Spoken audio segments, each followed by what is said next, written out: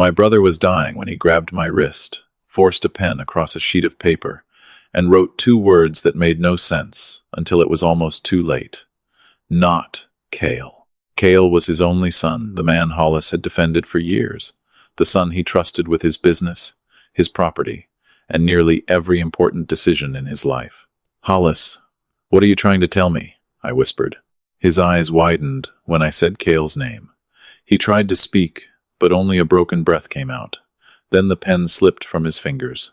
Before his hand fell away, he looked at me with something I had never seen in my brother's eyes before: fear. I folded that paper and put it in my pocket. At the time, I thought I had received a dying man's confused warning. I didn't know those two words were the only thing standing between our family and a mistake Hollis had spent months desperately trying to stop. Please, before we continue, make sure to subscribe to the channel and let us know in the comments where you are listening from today. My name is Owen Hartwich. Earlier that morning, I had been home when the hospice outside Boise called. Mr. Hartwich, your brother's condition has declined. If you want to see him while he's still responsive, you should come now. I packed a small bag and drove 11 hours, almost without stopping. Hollis and I weren't brothers who spoke every day, but that had never mattered. He was older, steadier, and the person I assumed would somehow always be there. When I entered room 214, that illusion disappeared. Hollis looked impossibly thin beneath the blanket. A clear tube ran beneath his nose, and each breath seemed to demand more strength than the one before it. But the moment he saw me, his eyes sharpened. "Hey, big brother," I said, taking his hand. His mouth moved, but no sound came. Then he looked toward the bedside table. A notepad and pen were sitting there. "You want to write something?" He blinked once. I placed the pad on his lap and guided the pen into his fingers. His hand shook violently, but when I tried to help, he pulled away. Whatever he wanted to write, he wanted to do it himself. Slowly, he scratched out the first word: not. He stopped to catch his breath, then began again. "Kale." I stared at the page. "Not Kale?" Hollis squeezed my fingers. "Your son Kale?" Another squeeze. "Are you telling me not to trust him?" Hollis tried to answer, but his strength vanished. The monitor beside him changed rhythm, and a nurse entered almost immediately. She checked him, adjusted his medication, then told me he needed to rest. "He was trying to warn me about something," I said. She glanced at the notepad. "Patients this week can become confused, especially with medication." Maybe she was right. Kale had always been the child Hollis spoke about with pride. Smart, successful, persuasive. If there had been serious trouble between them, I knew nothing about it. Yet I couldn't forget Hollis's reaction when I said his son's name. Confusion didn't explain the terror in his eyes. I stayed beside him for several hours, but he never became alert enough to continue. Every few minutes, I touched the folded paper in my pocket and wondered whether I was giving two meaningless words more importance than they deserved. By evening, a nurse persuaded me to leave the room long enough to eat. I stepped into the quiet corridor and noticed an elderly woman sitting in a wheelchair across from Hollis's room. Silver hair framed a narrow face, but her eyes were remarkably alert. The sign beside her door read, "Esther Pebberly, room 217. I nodded politely and started walking away. "You're Owen," she said. I stopped. "How do you know my name?" "Your brother." I moved closer. "You've spoken with Hollis?" "Our doors are across from each other. People hear things in places like this." Her tone made me reach instinctively for the paper in my pocket. "Did he ever mention his son?" Esther's eyes changed. She didn't ask which son. She knew exactly who I meant. "Kale?" I said. She looked toward Hollis's room before answering. "Your brother has been worried for some time." My stomach tightened. "About Kale?" Esther didn't answer directly. "He talks when the medication wears off. Sometimes he says he's running out of time. Sometimes he says he should have fixed something sooner." I stepped closer. "Fixed what?" He never said clearly enough for me to know. "Then why are you telling me this?" Esther studied me for a moment. "Because until today, I didn't know whether anyone was coming who might listen. I wanted to ask a dozen questions, but she began wheeling herself toward her room. "Wait. If you know anything else, please tell me." She stopped at the doorway. "Not tonight." "Why not?" "Because you've driven 11 hours, and you still think you're here only to say goodbye." She looked directly at me. Get some sleep, Owen. And tomorrow? Esther gave a small nod. Tomorrow will be soon enough. Her door closed. I remained in the hallway, listening to the hospice settle into silence. Then I pulled Hollis's note from my pocket and opened it again. Not Kale. I had arrived in Boise, believing my brother needed me beside him while he died. Standing outside his room that night, I began to wonder whether Hollis had actually been waiting for me because he needed someone to understand those 2 words before it was too late. I barely slept that night. Every time I closed my eyes, I saw the same 2 words in Hollis's shaking handwriting. Not Kale.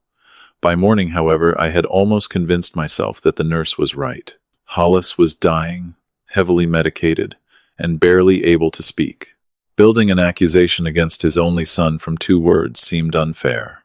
Then Kale walked into room 214, and for the first few minutes, he gave me every reason to believe I had worried for nothing. Uncle Owen. He crossed the room and hugged me tightly. At 42, Kale still had the same easy confidence I remembered from family gatherings, well-dressed, calm, and able to make people feel as though they were the only person in the room. Thank God you came. Dad kept asking whether they'd reached you. He immediately checked Hollis's water, adjusted the blanket, and asked the nurse about his medication. He knew the names of several staff members and thanked each of them personally. Nothing about him looked like someone a dying father would fear. You've been handling all this? I asked. Kale nodded. Most of it. Brienne's busy with her own life, so I've been trying to keep everything together. There was exhaustion in his voice, rather than resentment. For a moment, I felt ashamed of the folded note in my pocket. Kale pulled a chair beside the bed and took his father's hand. Hey, Dad. Uncle Owen's here. Hollis's eyes opened slowly. He looked at me first. Then he saw Kale. The change was immediate. His fingers tightened around the blanket. His jaw stiffened, and his eyes moved quickly back toward me. Kale didn't seem to notice. It's okay, Dad. Everything's handled. Hollis's breathing became faster. I leaned forward. Hollis? Kale touched his shoulder. Relax. You don't need to worry about anything. Hollis pulled slightly away from his hand. It was a tiny movement, easy to dismiss, but I saw it. So did the nurse. She stepped closer and checked the monitor. Let's give him some space. Kale immediately backed away. Of course. Whatever he needs. Again, exactly the right response. That was what made my confusion worse. Outside the room, Kale bought me coffee and asked about the drive. He talked about Hollis's decline, the doctors, the nights he had spent at the hospice, and how difficult it had been watching his father lose strength. Nothing sounded rehearsed. He was always the strong one, Kale said quietly. Seeing him like this doesn't feel real. I understood that feeling too well. I almost told him about the note. The words reached the back of my throat before I stopped myself. Esther's warning from the night before returned to me. Tomorrow will be soon enough. I decided to wait. Instead, I asked, were you and your dad getting along before he got sick? Kale looked surprised. Mostly. Why? No reason. He seemed agitated when you came in. Kale glanced through the window toward Hollis. He does that sometimes. Medication, confusion, fear. Yesterday, he got upset because he thought one of the nurses was Mom. Patricia had been dead for years. The explanation was reasonable, maybe painfully reasonable. He hasn't said anything strange to you? I asked. Kale studied me for a second longer than necessary. Strange how? Just confused things. His expression softened. Uncle Owen, if Dad says something that doesn't make sense, don't let it get inside your head. He's not always himself anymore. I nodded, but something about the sentence stayed with me, not because it was threatening, because it sounded almost like permission to ignore anything Hollis might try to tell me. Later that morning, I returned to the bedside while Kale spoke with a nurse in the hallway. Hollis opened his eyes. I took his hand. I'm here. His gaze moved toward the door where Kale stood with his back to us. Then Hollis looked at my shirt pocket, the same pocket where I had placed his note. I touched it through the fabric. I kept it, I whispered. Hollis squeezed my hand. I haven't shown him. Another squeeze, stronger this time. That was enough. Whatever not Kale meant, Hollis remembered writing it. It wasn't meaningless delirium. Before I could ask another question, Kale returned carrying a folder beneath his arm. Hollis saw it, and immediately turned his face toward the wall. Kale placed the folder on the table and smiled at me. "There are a few family things Dad wanted handled while he can still participate," he said. "Nothing dramatic, just things we shouldn't leave until after he's gone." I looked at the folder, then at Hollis. My brother refused to turn around. Kale pulled a chair beside me. "Actually, Uncle Owen, I'm glad you're here. Some of this concerns the family, and having you involved might make everything easier." I said nothing. The previous night I had wondered whether Hollis's warning meant anything at all. Now Kale had arrived carrying paperwork, and for the first time I began to understand why my brother might have been desperate for me to get there before he did. Kale rested the folder on his knees. "Dad has been trying to organize a few things before it's too late. Mostly the cabin." I glanced at Hollis, who remained turned toward the wall. "Why do you need me involved?" "Because you're his brother. Once he's gone, I don't want anyone claiming decisions were made secretly." It sounded reasonable. Kale explained that maintaining the family cabin had become expensive, and Hollis wanted its future settled before his death. The place had belonged to our family for decades. Hollis had repaired it, paid the taxes, and treated it as something that should remain in the family. "What does he want done with it?" I asked. "He wants me to manage it." Kale paused. "Eventually, probably own it." "And Brienne?" That was the first time his expression changed. "That's where things get difficult." Brienne was Hollis's daughter and Kale's younger sister. I hadn't seen her in nearly 2 years, but I had never heard Hollis say they were estranged. Kale leaned back. "She hasn't really been part of Dad's life for a long time. She moved away, missed family events, barely visits. I've been the one here."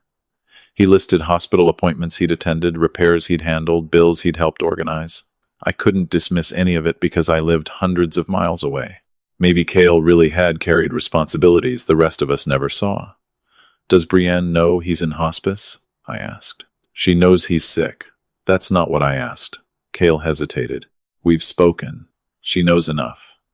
The answer bothered me, but he opened the folder before I could push further. Inside were tax records, insurance statements, and several documents concerning the cabin.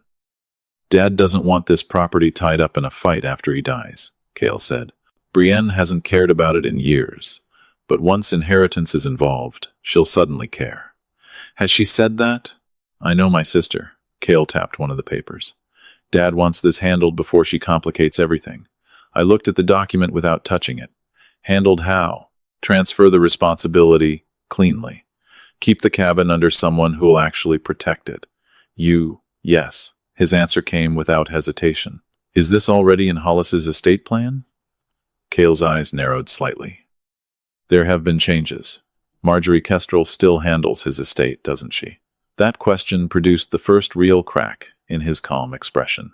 "Marjorie's been involved, but Dad hasn't agreed with her about everything lately." Hollis had trusted Marjorie for years. I looked toward the bed again. "Then why isn't she handling these papers?" Kale closed the folder. "Uncle Owen, I'm not trying to steal anything. I've spent years dealing with problems nobody else wanted. I'm trying to make sure Dad's wishes survive after he's gone." His voice softened. "I just need you to understand something before Brienne arrives. She may tell you a very different story. When is she coming?" "I don't know that she is." "Then why are you worried about what she'll tell me?" Kale didn't answer immediately. He gathered the papers instead. "Because grief makes people rewrite history." Then he placed the folder on the bedside table. "I'll explain the rest when Dad is awake enough to participate." His phone rang, and he stepped into the hallway. The moment he disappeared, I moved beside Hollis. His eyes opened almost immediately. "Hollis," I whispered, pointing toward the folder. "Kale says you want him controlling the cabin. Is that true?" My brother didn't move. "Did you ask him to prepare those papers?" His eyes shifted toward my shirt pocket. I touched the folded note hidden there. "Not Kale." Hollis squeezed my hand. "Is the note about this?" Another squeeze. I felt my stomach tighten.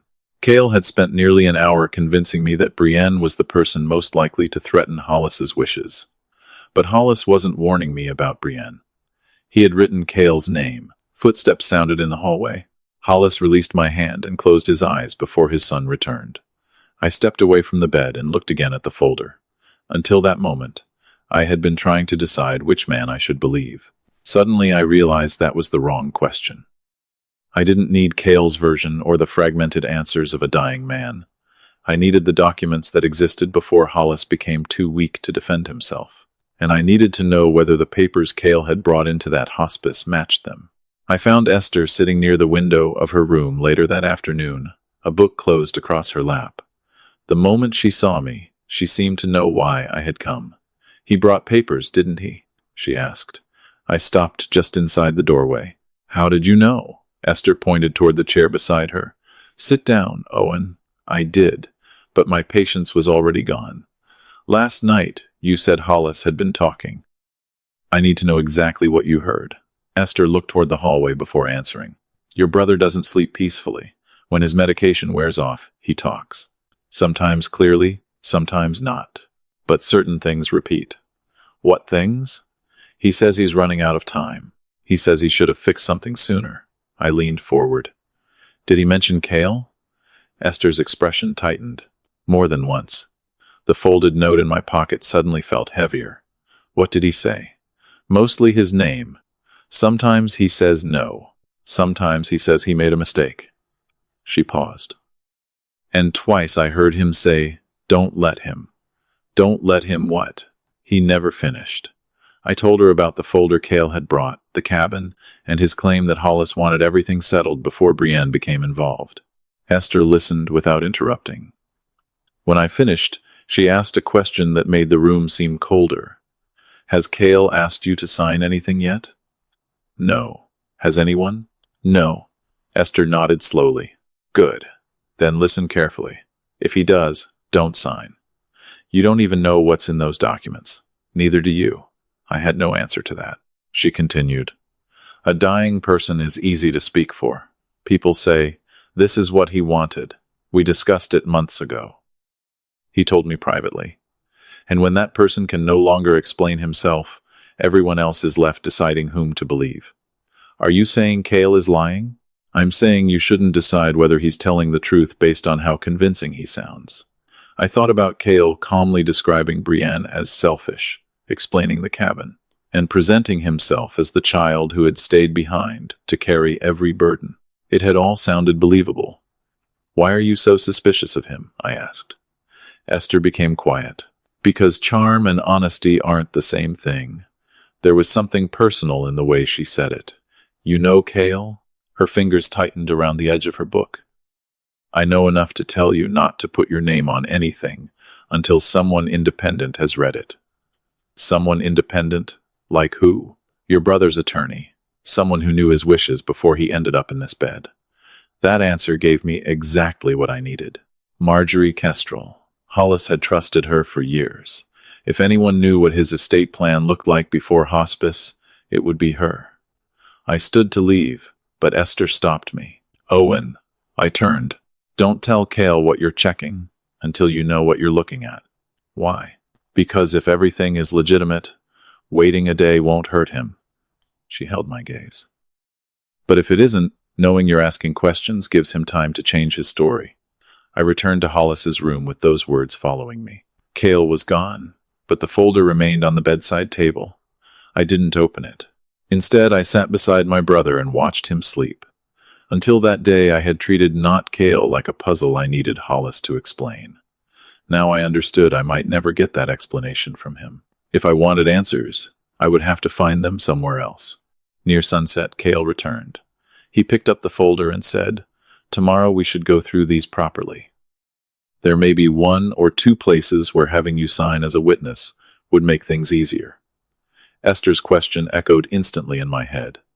"Has anyone asked you to sign anything yet?" I kept my expression neutral. "Bring everything tomorrow." Kale smiled. "I appreciate it, Uncle Owen." I watched him leave with the folder beneath his arm. Then I took out my phone and searched for a number I hadn't called in years. Marjorie Kestrel, attorney at law. I didn't know what she was going to tell me. But before I put my signature anywhere near Kale's paperwork, I intended to find out exactly what Hollis had decided, while he was still strong enough to speak for himself. Marjorie Kestrel answered on the fourth ring. "Owen Hartwich? I haven't heard your voice in years." I stepped farther down the hospice corridor where Kale couldn't overhear me. "Marjorie, I'm in Boise with Hollis. I need to ask you something about his estate." Her tone immediately changed. "Is Hollis conscious?" "Sometimes, but barely." I told her only what she needed to know. Hollis had written, not Kale. Kale had brought documents involving the cabin, and he expected me to sign as a witness. Marjorie was silent for several seconds. Then she said, "Do not sign anything." Hearing the same warning from two different people made my stomach tighten. "Why?" "Because 6 months ago, your brother made substantial changes to his estate plan." I looked through the glass toward room 214. "What kind of changes?" "I can't discuss every provision over the phone, but I can tell you this. Hollis was very deliberate. He came to my office more than once, and I documented his instructions carefully." "Was Kale involved?" "No." That answer came immediately. "Did Hollis want Kale to own the cabin?" Another pause. "Not in the way you're describing." I felt the floor shift beneath me. "Kale says Hollis wants him controlling it before Brienne interferes. Owen, the cabin was one of the reasons Hollis revised his plan. So Kale is lying?" "I'm saying the documents I prepared 6 months ago do not simply transfer that property to Kale." I pressed the phone tighter to my ear. "Why did Hollis change everything?" Marjorie hesitated. "That is something I would prefer to discuss in person. But he was concerned about preserving certain assets and preventing one family member from having unrestricted control." She didn't say Kale's name. She didn't need to. "Did Hollis seem confused when he made those decisions?" I asked. "Absolutely not. He understood his property, his beneficiaries, and the consequences of every change. I made sure of it. That mattered more than anything else," she had said. Kale had repeatedly suggested that his father's mind was failing, that medication explained strange statements, that the papers he carried merely completed decisions Hollis had already made. But 6 months earlier, while fully competent, Hollis had apparently done something very different. Can Kale change those documents now?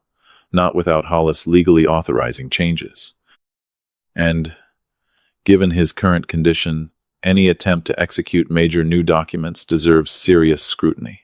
I thought of Esther, asking whether anyone had requested my signature. "Marjorie, if Kale brings a notary or asks me to witness something, call me before anyone signs." Her voice hardened. "And Owen, don't give him copies of anything you receive from my office." We arranged to meet the following morning. When I ended the call, Kale was standing at the far end of the corridor. I couldn't tell how long he had been there. He walked toward me with the same relaxed expression he always wore. "Everything okay?" "Just making a call." His eyes dropped briefly to my phone. "About Dad, about family."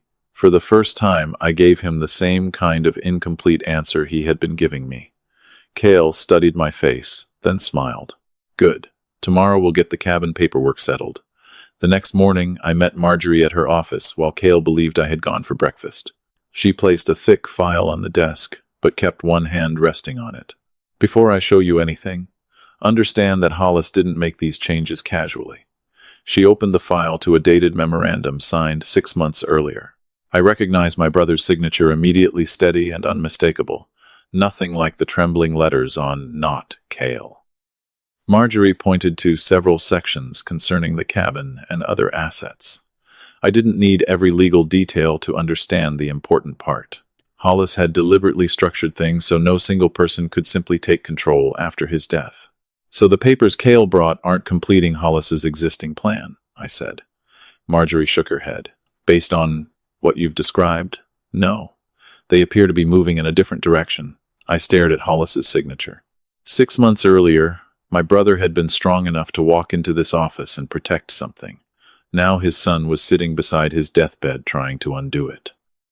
When I returned to the hospice, Kale was waiting outside room 214. "Where were you?" he asked. "Checking something." His smile faded slightly. "Checking what?" I looked directly at him. "The cabin." For the first time since he'd arrived, Kale didn't have an immediate answer. I let the silence sit between us before asking the question I had been waiting to ask. Why didn't you tell me Hollis changed his estate plan 6 months ago? Why didn't you tell me Hollis changed his estate plan 6 months ago? Kale's expression tightened, but only for a moment. Because I didn't think it mattered. You didn't think a major change to your father's estate mattered while asking me to help with new property documents? He glanced toward Hollis's room. Keep your voice down. Then, answer me. Kale exhaled slowly. Yes, Dad changed some things. We argued about it. He was angry with me. About what? This time the silence lasted longer. Finally, Kale motioned toward an empty waiting area. Money. We sat across from each other. Kale rubbed his hands together before speaking. I've made some bad investments over the years. A business partnership failed. Then another deal collapsed. Dad helped me. How much? Enough that he became worried. Worried about your judgment, or worried about his money? Kale looked away. Both. He admitted Hollis had loaned him money more than once and had eventually refused to continue. According to Kale, that refusal became the source of their arguments. Dad started treating every mistake like proof I couldn't be trusted with anything. Is that why he changed the estate? Partly. Kale leaned forward. But you're only hearing one side. Dad became obsessed with protecting everything. He started acting like I was waiting for him to die. The sentence sounded painful, even sincere, and for a moment I saw not a schemer, but a son ashamed of disappointing his father. Then Kale added, Brienne encouraged it. There it was again. Whenever the conversation moved too close to him, his sister somehow entered it. What did Brienne have to do with your investments? She kept telling Dad I was irresponsible. She wanted him to lock everything away. And did she know about the loans? Kale hesitated. Some of them. Were they loans or gifts? Dad called them loans. Did you repay them? His jaw tightened. Not all of them. I finally understood why Hollis might have changed his estate plan, but the explanation still didn't account for the fear I'd seen in his eyes. Financial disappointment was one thing. Terror was another. If that's all this is, I said, why bring new papers into hospice instead of respecting the plan he already made? Kale stood. Because the plan he made was emotional. He was angry. I'm trying to correct it before it's permanent. Correct it for whom? He stared at me. For the family. I almost asked which family he meant, but he walked away before I could. I returned to Hollis's room alone. He was awake, though barely. I pulled my chair close. I spoke with Marjorie. His eyes moved toward me. I know you changed the estate 6 months ago. A slow blink. Was it because of Kale? Hollis's fingers moved beneath the blanket. I placed my hand over them. Because of the money? He squeezed once. The failed investments? The loans? Another squeeze. My pulse quickened. You were trying to protect what was left from him? Hollis closed his eyes and nodded almost imperceptibly. That was the clearest answer he'd given me since I arrived. Then why write not Kale? Is there something worse I don't know? His eyes opened again. He tried to speak. I leaned close enough that my ear was inches from his mouth. At first, there was only breath. Then I heard two faint words. Too late. I pulled back. What's too late? Hollis became agitated. His fingers tightened around mine. Did Kale already take money? Did something happen before you changed the estate? His lips moved, but I couldn't understand. Hollis, please. What am I too late to stop? He tried again, but his strength disappeared. His grip loosened, and his eyes closed. I sat there staring at him as the meaning of those words settled over me. Hollis hadn't said be careful. He hadn't said stop Kale. He had said too late. Whatever he feared might already have happened. Later that afternoon, I reviewed what I knew. Kale had received repeated financial help. Some of it had never been repaid. Hollis had changed his estate specifically to restrict control. Kale knew about those changes and was now trying to replace them, while his father could barely communicate. Yet, none of that explained why Hollis believed he was already too late. I was still sitting with that question when Esther appeared in her doorway across the hall. She had been watching Kale leave. When our eyes met, she gave me a look I couldn't interpret. I walked toward her. Esther, I need to ask you something. She looked down the empty corridor before answering. About Kale? Yes. I told her Hollis had just said too late. Esther went completely still. Then she asked, "Owen, how old is Kale now?" 42. Why? She closed her eyes briefly, as though confirming a calculation she had hoped was wrong. When she opened them again, the caution I'd seen before was gone. "Because I finally remembered where I know your nephew from. Because I finally remembered where I know your nephew from." Esther's words stopped me cold. I pulled the chair closer to her bed. "You've met Kale before?" She nodded slowly. "About 15 years ago. I didn't recognize him at first. He was younger then, thinner, different hair. But when I heard his name and watched him walking through this hallway, it came back." Esther looked down at her hands. "My husband had just died. Harold handled everything while he was alive. The taxes, investments, insurance, all of it. After the funeral, I suddenly had accounts and documents I didn't understand." She paused before continuing. "Kale was working around financial services then. I met him through someone I trusted." "What did he do?" "At first, nothing wrong. That's what made him effective." She explained that Kale had been patient and reassuring. He helped her understand paperwork, returned phone calls quickly, and never pressured her directly. After several meetings, he introduced her to men he described as experienced investment professionals. "He told me they could help protect what Harold had left me." "And you invested?" Esther nodded. "More than I should have." Within months, the promises began falling apart. Statements stopped making sense. Calls went unanswered. By the time Esther understood how bad things were, a significant portion of her savings was gone. "Was Kale responsible?" I asked. "I could never prove he took my money. His name wasn't on the account that received it." "Then what was his role?" Esther looked directly at me. "Trust." I said nothing. I would never have spoken to those men without Kale. He was the respectable face who made everything behind him look safe. The phrase sent a chill through me. "Did you report it?" I tried. There were complaints, lawyers, paperwork. Everyone blamed someone else. Kale said he'd only made an introduction and had lost contact with the people involved. "Did you believe him?" I wanted to. She reached toward the drawer beside her bed and removed a worn notebook held together with an elastic band. "For years I kept records because I was ashamed of how easily I'd trusted people." She opened it carefully and turned several pages before handing it to me. Near the middle was a list of names, dates, telephone numbers, and amounts written in faded ink. One name stood out immediately. Kale Hartwich. Beside it was a date from 15 years earlier. I stared at the handwriting. "You kept this all this time?" "I kept everything." "Why didn't you tell me sooner?" "Because recognizing someone isn't the same as proving what they did." Esther took the notebook back. "And because your brother was dying across the hall, I wasn't going to accuse his son based on an old woman's memory, until I was certain." "Are you certain now?" "I'm certain that's the man who gained my trust before I lost that money." My thoughts went immediately to Hollis whispering, "Too late." Failed investments, unpaid loans, an estate plan designed to restrict Kale. Suddenly those pieces looked different. "Do you think Hollis discovered this?" "I don't know." Esther shook her head. "Don't turn what happened to me into an answer before you have evidence. My story tells you Kale has a past you weren't aware of. It doesn't tell you exactly what happened between him and Hollis.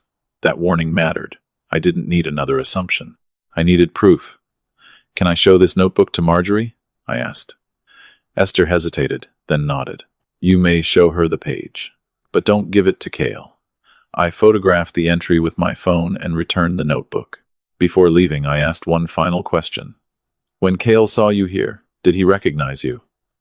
Esther's expression hardened. "Yesterday, I would have said no. Today, I'm not so sure."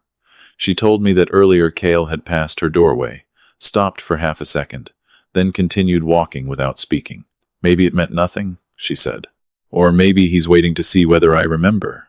I returned to Hollis's room with the photograph on my phone and his note in my pocket. For the first time, I stopped thinking of not Kale as a warning about inheritance alone. Hollis might have been trying to protect something larger than a cabin. I sat beside him and whispered, "I found someone who knew Kale before any of us understood what was happening." Hollis's eyelids moved, but he didn't wake. I didn't push him. I had spent the first days in Boise asking a dying man to give me answers. Now the answers were beginning to appear without him. That evening, I sent the photograph of Esther's notebook entry to Marjorie with one message. Can you check whether this name or any related investment appears in Hollis's records? Her response came 10 minutes later. I'll look. Don't confront Kale yet. I put the phone away and looked across the hallway toward Esther's closed door. 15 years earlier, Kale had apparently learned how valuable trust could be when the person giving it was vulnerable. Now his father lay barely able to speak, and Kale was once again surrounded by documents, property, and people being asked to trust him. This time, however, someone was watching. The next morning, Kale arrived at the hospice with a woman carrying a leather briefcase. The moment I saw them walking toward room 214, Esther's warning returned to me. Don't sign anything. Kale introduced the woman as Linda Mercer, a mobile notary. Dad has a few documents that need to be completed while he's still able to make decisions, he said. I stepped between them and the bed. What documents? Kale's smile tightened. The things we already discussed. The cabin, among other things. Linda opened her briefcase and removed a stack of papers. I asked to see them before Hollis touched anything. Kale hesitated, then handed them over. The cabin transfer was there, but it wasn't alone. There were documents involving financial accounts, insurance benefits, and authority to act for Hollis if he became unable to manage his affairs. Kale's name appeared again and again. This is more than a cabin, I said. It's housekeeping, Kale replied. Dad asked me to simplify everything. When? Before he got this bad. I looked at Linda. Have you spoken privately with Hollis? She shook her head. Not yet. I need to confirm that he understands what he's signing and is acting voluntarily. Good. Ask him. Kale stepped closer. Uncle Owen, don't turn this into something it isn't. I ignored him and moved beside Hollis. His eyes were open, but he looked weaker than the day before. Linda introduced herself slowly and asked whether he understood why she was there. Hollis looked at the documents, then at Kale. His breathing changed. Linda tried again. Mr. Hartwich, do you want to sign documents today, transferring authority over some of your property and financial matters? Hollis stared at Kale for several seconds. Then, with visible effort, he moved his head from side to side. No. The room went silent. Kale immediately said, Dad, you know we talked about this. Hollis shook his head again. That's enough, I said. Kale turned on me. He's medicated. He doesn't understand the wording. Then he isn't competent enough to sign your papers either. Linda began gathering the documents. I can't notarize anything under these circumstances. Kale's composure finally cracked. Nobody asked you to decide what's best for my father. Actually, Linda replied calmly, that's exactly why I'm here. She closed her briefcase and left. Kale waited until the door shut before facing me. Do you have any idea what you've just done? I stopped a dying man from signing documents he said he didn't want. You don't understand the situation. Then explain it. He glanced toward Hollis. Not here. Everything seems to happen where Hollis can't answer for himself. I'm done with that. I pulled out my phone. We're calling Brienne. Kale's face changed instantly. Why? Because she's Hollis's daughter, and she deserves to know what's happening. She'll make this worse. You told me she knew how sick he was. She does. Then she won't be surprised. Kale reached toward my phone. I stepped back. Don't. For several seconds, we stared at each other. Then I called Brienne. She answered after the third ring. Uncle Owen? She sounded surprised. Where are you? Boise. With your father. Silence. Why are you with Dad? Because he's in hospice. Another silence. Longer this time. What did you just say? I looked directly at Kale. Brienne, Hollis is dying. Her voice broke. No. Kale told me Dad was stable. He said the doctors were adjusting medication and there was no reason for me to fly out yet.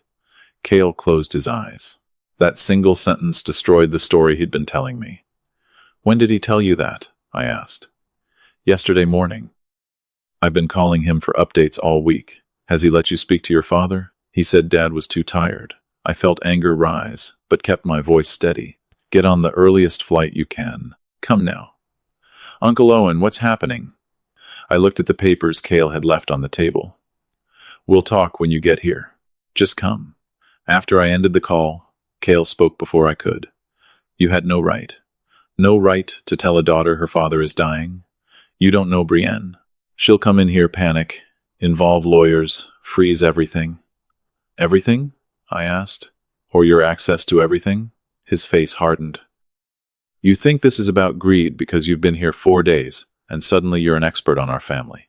No, I think it's about something you're afraid of losing. Kale laughed bitterly. Of course I'm afraid. I've spent years keeping Dad's affairs together while everyone else lived their lives. Then why lie to Brienne? He had no answer. Why tell her Hollis was stable? I continued. Why rush documents into hospice before she arrived? Why does every solution you propose give you more control? Kale paced toward the window. Because if Brienne gets involved now, she'll destroy everything I've been trying to hold together. What exactly are you holding together? He turned toward me, and for the first time since I'd arrived in Boise, the polished version of Kale disappeared completely. You want the truth? He snapped. If I lose that property, everything falls apart. The words hung between us. I didn't move. What falls apart, Kale? He realized too late what he'd admitted. His eyes shifted toward the door. Nothing. Forget it. No, you wanted me to understand, so explain it. He grabbed the documents from the table and shoved them into the folder. You'll find out soon enough. Then he walked out. I watched him disappear down the corridor before looking back at Hollis. My brother's eyes were open. A tear ran slowly toward his temple. I took his hand. Brienne knows now, I whispered. She's coming. Hollis closed his eyes and squeezed my fingers. For the first time since I'd arrived, the fear in his face seemed to ease. Kale had spent days trying to convince me that Brienne was the danger. But the moment I called her, he was the one who looked terrified. Brienne reached the hospice shortly after midnight. I recognized her before she even reached the nurse's station, although grief had changed her face during the flight. She dropped her bag when she saw me. Is he still alive? Yes. Come with me. Kale was nowhere in sight. I led her into room 214, and the moment Hollis heard his daughter's voice, his eyes opened. Dad. Brienne crossed the room and took his hand with both of hers. Hollis stared at her, as though he had been waiting for that moment longer than any of us understood. Tears gathered in his eyes. Brienne bent over him. I'm sorry. Kale told me you were stable. If I'd known, I would have been here days ago. Hollis tried to lift his hand. She helped guide it to her cheek. Whatever Kale had told me about a selfish daughter who had abandoned her father disappeared in that instant. Hollis wasn't looking at Brienne with anger. He was looking at her with relief. I love you, Dad, she whispered. You don't have to fix anything. I'm here. Hollis's lips moved. Brienne leaned closer, but no words came. He squeezed her hand instead. She stayed beside him through the night. Shortly before sunrise, his breathing became slower. A nurse entered, checked him quietly, then stepped back. I stood on one side of the bed while Brienne remained on the other. Hollis opened his eyes once more, looked at his daughter, then at me. I touched the folded "not Kale" note inside my pocket. It's okay, I whispered. We'll take care of it. His face relaxed. Minutes later, my brother was gone. Kale arrived nearly an hour afterward. He stopped in the doorway when he saw Brienne beside the bed. She looked at him but didn't shout. You told me he was stable. Kale lowered his eyes. I thought there was more time. No, she said. You wanted more time. Kale said nothing. I didn't intervene. There would be time for questions later. That morning belonged to Hollis.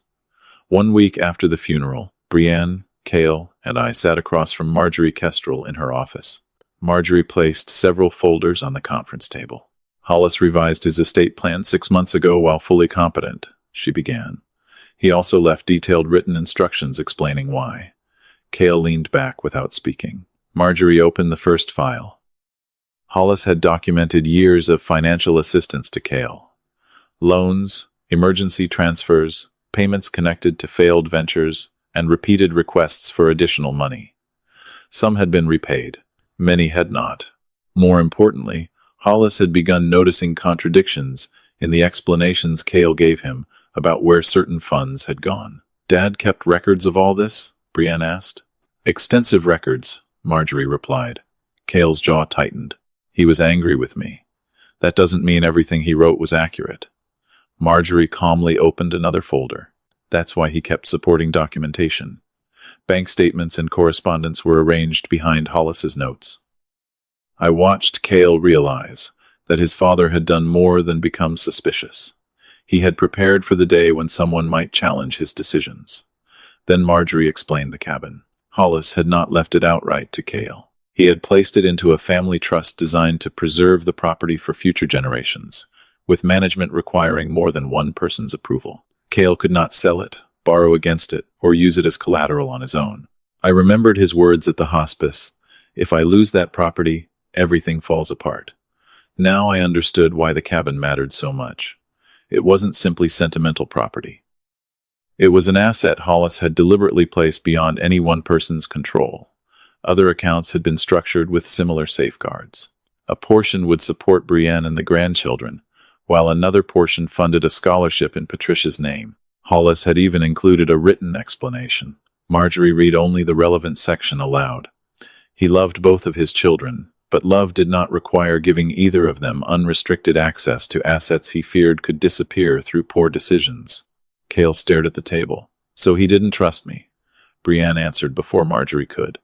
"He was trying to protect what was left." Kale looked at her sharply. "You think you're better than me?" "No. I think Dad was scared." That silenced him. Marjorie then placed one final document on the table. It recorded Hollis's request that any attempt to substantially change his estate during serious illness be reviewed independently before being accepted. The papers Kale had brought to the hospice would have moved directly against those instructions. I looked at my nephew. He knew someone might try. Kale stood so abruptly his chair scraped across the floor. "You all decided what kind of person I am before I ever walked into this room." "No," I said. "Hollis made these decisions 6 months before I knew there was a problem."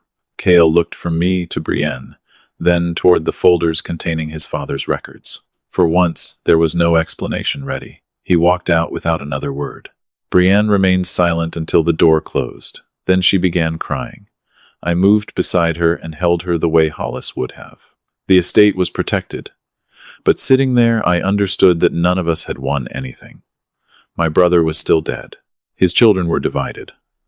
And the last months of his life had been spent trying to protect his family from something he feared he had discovered too late. As Marjorie began gathering the files, she stopped at one folder. "Owen, there's something else." She turned it toward me. Inside were financial records Hollis had collected but never finished reviewing. Several names appeared repeatedly across the pages. I recognized one immediately. Esther Peberly. I stared at it, then at Marjorie. Hollis's estate had finally explained why he feared what Kale might do next. These records were about to reveal what Kale may already have done. Esther Peberly's name appeared 3 times in Hollis's records. Beside it were dates, company names, and notes written in my brother's careful handwriting. Marjorie studied the pages before looking at me. Hollis was investigating something. Over the next several weeks, we discovered that Esther wasn't the only name. Hollis had collected records connected to several older people who had invested money through businesses or advisors introduced to them by someone they trusted. Kale's name didn't appear on every transaction, but it appeared often enough to establish a pattern. He wasn't always the man receiving the money. Sometimes he was simply the friendly face who made the introduction. That was exactly how Esther had described him: trust. Marjorie turned the records over to the appropriate investigators, and once questions began, more people came forward. Some had lost retirement savings. Others had borrowed against homes or moved money from secure accounts after being promised safer opportunities. Kale denied intentionally deceiving anyone. He insisted he had only introduced people to investments he believed were legitimate. But investigators now had Hollis's records, Esther's notebook, financial documents, correspondence, and multiple people telling remarkably similar stories. Civil claims followed. Regulatory investigators began examining the businesses involved, and eventually Kale faced allegations connected to financial misconduct and fraud. I watched it happen from a distance. I didn't celebrate. Kale was still my nephew, and seeing his life collapse didn't bring Hollis back. What hurt most was realizing why my brother had written "not Kale," instead of trying to explain everything. Hollis had known he didn't have enough strength left for a confession, a history lesson, or a stack of evidence. He needed to give me the one piece of information that mattered most. Don't trust Kale with what comes next. Esther didn't live to see the entire process resolved.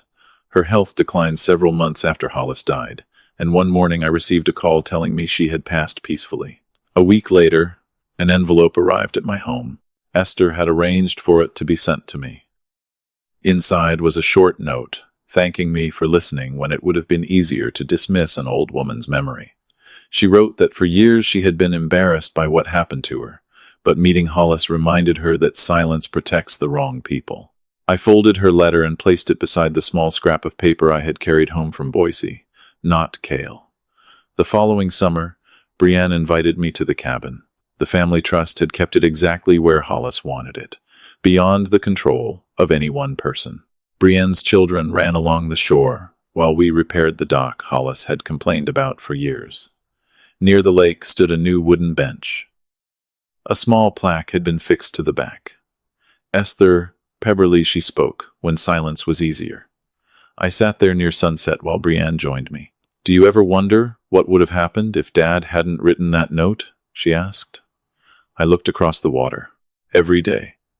Without those 2 words, I might have trusted Kale. I might have signed as a witness. Brienne might have arrived after everything had already changed. Hollis knew that. With almost no voice left, my brother had found another way to protect his family.